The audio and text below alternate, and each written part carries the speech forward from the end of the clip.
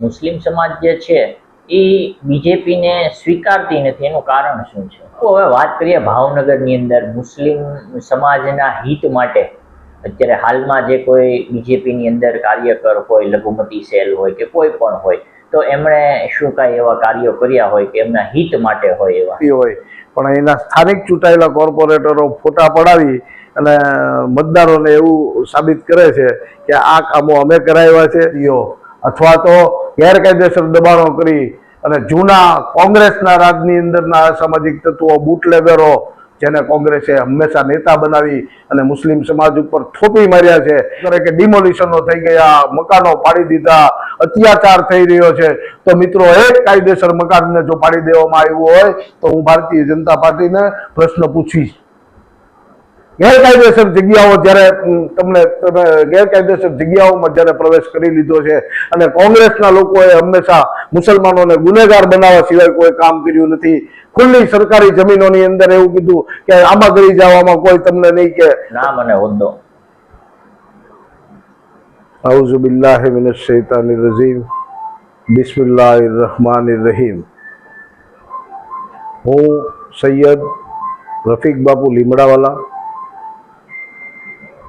ભૂતપૂર્વ પ્રમુખ, ઉપપ્રમુખ, ગુજરાત રાજ્ય લઘુમતી મોરચો અને વાઇસ પ્રેસિડેન્ટ ગુજરાત રાજ્ય હજ કમિટી. હાલમાં જે ભાવનગરની અંદર સ્થાનિક સ્વરાજ્યની જે ચૂંટણી યોજાવા જઈ રહી છે બાપુ, તો એને લઈને લઘુમતી સમાજને શું કહેવા માંગશો તમે ભાજપને લઈને? લઘુમતી સમાજ સમગ્ર ગુજરાતની અંદર જ્યાં જ્યાં પણ વસે છે ત્યાં સ્થાપિત હિતો કેટલાક બંને પક્ષના અસામાજિક તત્વો, આ બંનેને જો આપણે દરકિનાર કરીએ તો મોટાભાગનો મુસ્લિમ સમુદાય જે છે, જે લોકો સુખી, સમૃદ્ધ અને સુરક્ષાથી છેલ્લા 22 થી 25 વર્ષથી પોતાનું જીવન વ્યતીત કરી રહ્યા છે. બાપુ, હવે જો વાત કરવામાં આવે તો મુસ્લિમ સમાજ જે છે એ બીજેપીને સ્વીકારતી નથી, એનું કારણ શું છે? ભારતીય જનતા પાર્ટીને નહીં સ્વીકારવાના જે કારણો છે એની અંદર મુખ્ય કારણ એ છે કે ભારતીય જનતા પાર્ટી અને મુસ્લિમ સમાજ વચ્ચે જે એક કાર્યકર્તાનો સેતુ બનવો જોઈએ, એક જે પુલ બનવો જોઈએ, એ ઘણા વર્ષોના અંતે મુસ્લિમ સમાજ અને ભારતીય જનતા પાર્ટીની વચ્ચે અમારી જેવા કેટલાક લોકોને બાદ કરતા એવું નેતૃત્વ હજી સુધી ભારતીય જનતા પાર્ટીએ આપ્યું નથી કે જે મુસ્લિમ સમાજ અને ભારતીય જનતા પાર્ટી વચ્ચે સંવાદનો સેતુ સાધી શકે. આ પ્રયત્ન આદરણીય પ્રધાનમંત્રી નરેન્દ્રભાઈ મોદીએ સદભાવના ઉપવાસના નામે કરેલો, પણ મુસ્લિમોના અથવા તો ગુજરાતના કમનસીબે પ્રધાનમંત્રી તરીકે નરેન્દ્રભાઈ દિલ્હી ગયા અને સદભાવના મિશન જે છે એ ખોરંભે પડી ગયું. અન્યથા નરેન્દ્રભાઈનો પ્રયત્ન હતો કે મુસ્લિમ સમાજ અને ભારતીય જનતા પાર્ટી વચ્ચેની જે ખાઈ છે એને ઓછી કરવા માટે થઈ અને એક સરસ મજાનો કાર્યક્રમ હતો જે અધૂરો રહી ગયો છે. હવે બાપુ, વાત કરીએ સ્થાનિક સ્વરાજની ચૂંટણી, તો ભાવનગરમાંથી અત્યારે મુસ્લિમ કોઈ ઉમેદવાર આપની પાર્ટીમાંથી, કોઈ બીજેપીની પાર્ટીમાંથી કોઈ અત્યારે હાલમાં કોઈની ટિકિટ મળી નથી, તેનું શું કારણ છે? આપણે જો ખરા અર્થમાં વાત કરીએ તો ચૂંટણીની રાજનીતિ કોઈ પણ રાજકીય પક્ષ માટે સત્તા પ્રાપ્ત કરવાનું એક માધ્યમ છે અને જે પણ રાજકીય પાર્ટી ચૂંટણી લડતી હોય ત્યારે તે સૌ પ્રથમ ગણિત એવું કરે કે વધુમાં વધુ બેઠકો કેવી રીતે જીતી શકાય. તો ભાવનગરના 13 વોર્ડ છે અને 13 વોર્ડની અંદર જે પ્રમાણે મુસ્લિમ મતોની સંખ્યા છે એ કુલ મળીને ઉત્તર કૃષ્ણનગરને બાદ કરતા ક્યાંય 10,000ને પાર કરતી નથી. એટલે વહેંચાયેલા અને વિભાજિત મતો જે છે જેના કારણે ક્યાંયથી એવી શક્યતાઓ દેખાતી નથી કે જ્યાંથી મુસ્લિમ મતોના આધારે કોઈ ભારતીય જનતા પાર્ટીના બેનર ઉપર મુસ્લિમ ઉમેદવાર જીતી શકે. એ કારણથી ક્યાંય સમીકરણો સેટ નહીં થવાના કારણે, જ્ઞાતિ જાતિના સમીકરણો અનુકૂળ નહીં થવાના કારણે પાર્ટીએ મુસ્લિમ સમાજને ટિકિટ આપવાથી પरहेજ કર્યો છે.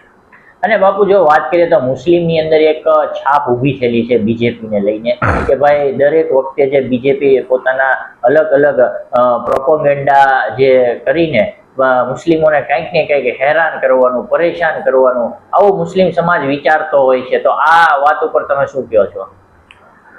મોટાભાગની આ બધી જે ઘટનાઓ હોય છે એની અંદર હું તમને સીધી વાત કરું કે ભારતીય જનતા પાર્ટી હંમેશાથી મુસ્લિમ સમાજને રાષ્ટ્રના મુખ્ય પ્રવાહની સાથે જોડવા માટે પ્રયત્ન કરી રહી છે. સ્થાનિક ઘટનાઓ જે બને છે એની અંદર સવાયા હિન્દુઓ અને સવાયા મુસ્લિમો આ બંને ઉગ્રતા, ઉશ્કેરાટ અને ઉન્માદના વાતાવરણને ઊભું કરી અને એટલું કોમી વૈમનસ્ય ઊભું કરી દે છે કે બંને પક્ષના 90% હિન્દુ અને મુસલમાનો છે એ આ કોમી વૈમનસ્યનો ભોગ બને છે અને પોતાની શાંતિ અને સુખ છે એનો ત્યાગ કરવાનો મજબૂરીવશ વારો આવે છે. બાપુ હવે વાત કરીએ ભાવનગરની અંદર મુસ્લિમ સમાજના હિત માટે અત્યારે હાલમાં જે કોઈ બીજેપીની અંદર કાર્યકર હોય, લઘુમતી સેલ હોય કે કોઈ પણ હોય, તો એમણે શું કાંઈ એવા કાર્યો કર્યા હોય કે એમના હિત માટે હોય એવા? તમે અત્યારે જ્યાં બેઠા છો એ અમારો ઉત્તર કૃષ્ણનગરનો જે વોર્ડ છે, વોર્ડ નંબર 5. આપ તો વિદ્વાન છો, આપ જાણો છો અને આપ જર્નાલિઝમના ક્ષેત્રમાં ઘણું બધું કામ કરી રહ્યા છો કે એક સામાન્ય કોર્પોરેટર જે પ્રતિપક્ષ વિપક્ષનો હોય એને કેટલી ગ્રાન્ટ મળે છે અને એ ગ્રાન્ટની અંદરથી અહીંયા આશ્રમ રોડ જેવા રોડ, આટલી અદ્યતન લાઇટિંગ, આટલા વિશાળ અને સુંદર સર્કલો અમારા વોર્ડની અંદર જે નજરે પડી રહ્યા છે ઉત્તર કૃષ્ણનગરમાં, એ મુસ્લિમોની સુખાકારીને ધ્યાને રાખી અને કોંગ્રેસના જેટલા ઉમેદવારો હોય છે, ભલે ખર્ચ છે એ મ્યુનિસિપલ કોર્પોરેશન કે ગુજરાતની રાજ્ય સરકાર કરતી હોય, પણ એના સ્થાનિક ચૂંટાયેલા કોર્પોરેટરો ફોટા પડાવી અને મતદારોને એવું સાબિત કરે છે કે આ કામો અમે કરાવ્યા છે. ખરેખર આ કામો એમની ગ્રાન્ટની અંદરથી થઈ ન શકે. 5 વર્ષમાં કેટલી ગ્રાન્ટ મળે છે અને એ ગ્રાન્ટની અંદરથી કેટલું કામ થઈ શકે અને અત્યારે કેટલું કામ થયેલું છે એ તમે જોઈ લ્યો. એટલે એક પણ મુસ્લિમ વિસ્તારને ક્યાંય પણ સુખ સુવિધા, રોડ રસ્તા, પાણીથી વંચિત રાખવા માટે ભારતીય જનતા પાર્ટીનો ક્યારેય પ્રયત્ન નથી હોતો. સરકારી યોજનાઓ જેટલી હોય છે એમાં આયુષ્યમાન કાર્ડ હોય, કુંવરબાઈનું મામેરું હોય કે કોઈ પણ પ્રકારની યોજનાઓ સરકારની હોય, તો જ્યારે પણ મુસ્લિમ સમાજ જાય છે તો સૌથી વધારે જો સરકારી યોજનાઓનો લાભ મુસ્લિમ સમાજ લેતો હોય એવું મારા ધ્યાને આવે છે. પણ ભ્રમ એવો ફેલાવવામાં આવે છે કે આ જે સહાય મળે છે એ ભાજપ નથી કરતું, ભાજપની સરકાર નથી કરતી, આ તો વર્લ્ડ બેંક સહાય કરે છે, એવા હાસ્યાસ્પદ નિવેદનો અને આવી હાસ્યાસ્પદ માનસિકતા ફેલાવવાની અંદર મુસ્લિમ સમાજની અંદર રહેલા સ્થાપિત હિતો કામયાબ થાય છે. એટલે લોકોનો ભ્રમ ભાંગતો નથી. પણ ધીરે ધીરે મને વિશ્વાસ છે કે જે રીતે ગુજરાતનો મુસ્લિમ યુવાન આગળ આવી રહ્યો છે તો 300થી વધારે બેઠકો આખા ગુજરાતની અંદર જ્યાં અનુકૂળ વાતાવરણ હતું, જ્યાં મુસ્લિમોની વસ્તી હતી, ત્યાં ભારતીય જનતા પાર્ટીને આપી છે. અને મારો વિશ્વાસ છે કે બધી જ બેઠકો ઉપર મોટા ભાગે ભારતીય જનતા પાર્ટીના કમળ ઉપર મુસ્લિમ યુવાનો ખૂબ જંગી બહુમતીથી ચૂંટાઈને આવશે અને એ ચૂંટાઈને આવ્યા પછી મુસ્લિમ સમાજની સુખ, શાંતિ અને સમૃદ્ધિ માટે આ ભારતીય જનતા પાર્ટીના કમળ ઉપર ચૂંટાયેલા મુસ્લિમ પ્રતિનિધિઓ કામ કરશે એવો મારો દ્રઢ વિશ્વાસ છે.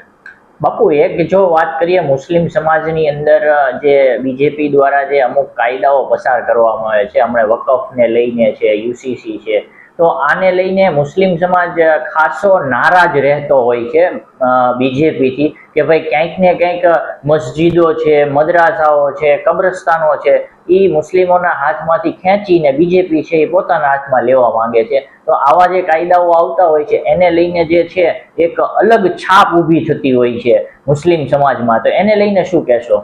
તમે 3-4-5 કાયદાઓની વાત કરી, તો હું તમને એક વિનંતી કરીશ કે તમે એક કાયદાની વાત કરો તો હું તમને એક કાયદાની એની યોગ્યતા, કાયદાની છણાવટ છે, હું એક કાયદા વાઇઝ કરવા હું તૈયાર છું. દાખલા તરીકે અત્યારે આપણે જો વાત કરવામાં આવે તો વકફને લઈને જે વાત થઈ રહી છે કે મસ્જિદો છે, મદ્રાસાઓ છે, કબ્રસ્તાન છે, જે વકફની અંદર ટૂંકમાં આવતું હોય તો એનું એક આખું બોર્ડ અલગથી બનાવવામાં આવશે. તો તેના વિશે મુસ્લિમોમાં કહેવામાં આવે છે કે આ બધું જે છે એ આપણા હાથમાંથી વયું જશે અને બીજેપી છે એ બધું ખેંચી લેશે અને આપણા હાથમાં કોઈ વસ્તુ રહેશે નહીં, આવું કહેવામાં આવે છે. જેટલા લોકો આ ભ્રમ ફેલાવતા હોય એ લોકોની કાયદાકીય યોગ્યતા અને કાયદાકીય જ્ઞાનની કેટલી કેપેસિટી છે એ હું નથી જાણતો, પણ હું જે જાણું છું એ આપની સમક્ષ મૂકું કે વકફ સુધારણા અધિનિયમન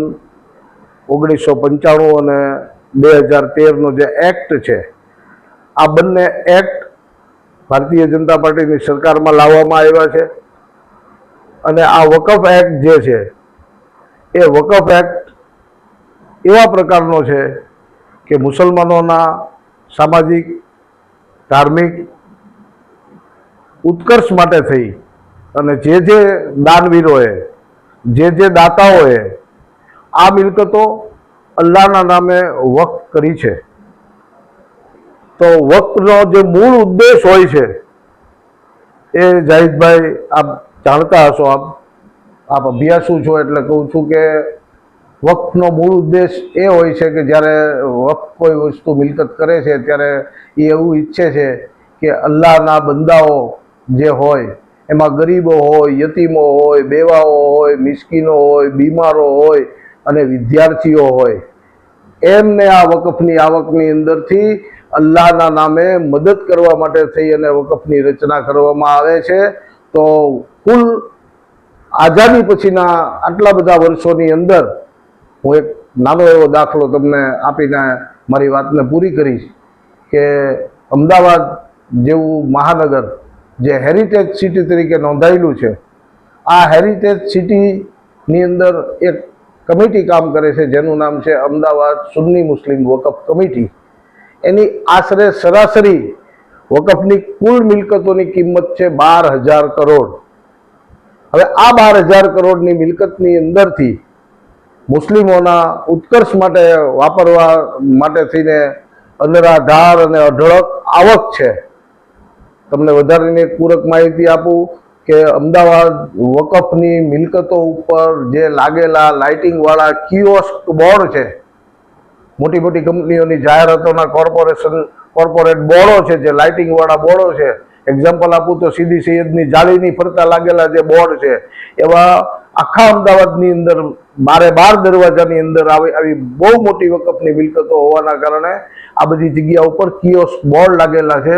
તો આ કિયોસ્ક બોર્ડની વાર્ષિક આવક છે એ 50 લાખથી વધારે છે. બરાબર. તો આટલી બધી અઢળક આવક સુન્ની મુસ્લિમ વકફ કમિટીની હાથ નીચે, નેજા નીચે 12,000 કરોડથી વધારેની મિલકતો હોય અને અમદાવાદની વસ્તી 9 થી 10 લાખ હોય, તો અમદાવાદના કયા વિદ્યાર્થીને સુન્ની મુસ્લિમ વકફ કમિટીએ ઉચ્ચ શિક્ષણ માટે થઈને સહાય આપી?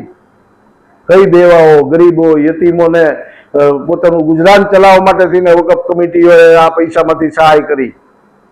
જે બની બેઠેલા ટ્રસ્ટીઓ, બની બેઠેલા મુતવલ્લીઓ અને બની બેઠેલા ચેરમેનોના સગા વાલા, ભાઈ, ભત્રીજાઓ અને લાભાર્થીઓ, સગા સંબંધીઓ અથવા તો ગેરકાયદેસર દબાણો કરી અને જૂના કોંગ્રેસના રાજની અંદરના અસામાજિક તત્વો, બુટલેગરો, જેને કોંગ્રેસે હંમેશા નેતા બનાવી અને મુસ્લિમ સમાજ ઉપર થોપી માર્યા છે, એવા લોકોના ગેરકાયદેસર કબજાઓ જેમાંથી રૂપિયાની આવક ન આવતી હોય, આ બધી મિલકતોનો દુરુપયોગ અટકાવવા માટે થઈ અને ભારતીય જનતા પાર્ટી આ વકફ સુધારણા એક્ટ લાવી રહી છે.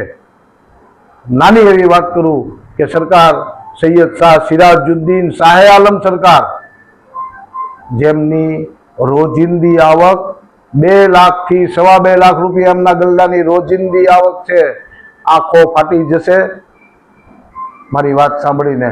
આટલી મોટી આવક હોવા છતાં અને 3000 વીઘાથી વધારે જમીનો શાહ આલમ સરકારના ટ્રસ્ટના નેજા હેઠળ હોવા છતાં આ 3000 વીઘા જમીનોનો કબજો કોની પાસે છે, કોણ રાખે છે? અને શાહ આલમ સરકારની અંદર પાણીનો ગ્લાસ કોઈ પીવડાવે છે? અન્ન ક્ષેત્ર ચાલે છે? આરોગ્ય સંસ્થા ચાલે છે? તો આ વકફના જે મૂળ ઉદ્દેશને નું ઉલ્લંઘન કરનારા લોકો છે એને શિક્ષા આપવા માટે, આ વકફનું ઉલ્લંઘન કરનારા લોકોને સીધા રસ્તે લાવી અને મુસ્લિમ સમાજની આટલી અબજો રૂપિયાની મિલકતોનો ફાયદો સીધો મુસ્લિમ સમાજની ના ગરીબો, બેવાઓ, યતીમો, મિસ્કીનો, વિદ્યાર્થીઓને મળે એની માટે ભારતીય જનતા પાર્ટી કટિબદ્ધ છે. મુસલમાનોની 1 ઇંચ જમીન લેવા માટે પણ ભારતીય જનતા પાર્ટી ક્યારેય વિચાર કરતી નથી, કેમ કે ભારતીય જનતા પાર્ટી માને છે કે મુસલમાનો વગર આ ભારતના સમાજ જીવનની કલ્પના કરવી પણ અધૂરી છે. કેમ કે ભારતની અંદર મુસ્લિમ સમાજ કહેવાય છે લઘુમતી, પણ 30 કરોડથી 35 કરોડની જનતા જ્યારે હોય ત્યારે એ જનતા સુખ, સમૃદ્ધ અને સુરક્ષિત ન હોય તો આ ભારત ક્યારેય વિશ્વગુરુ ન બની શકે.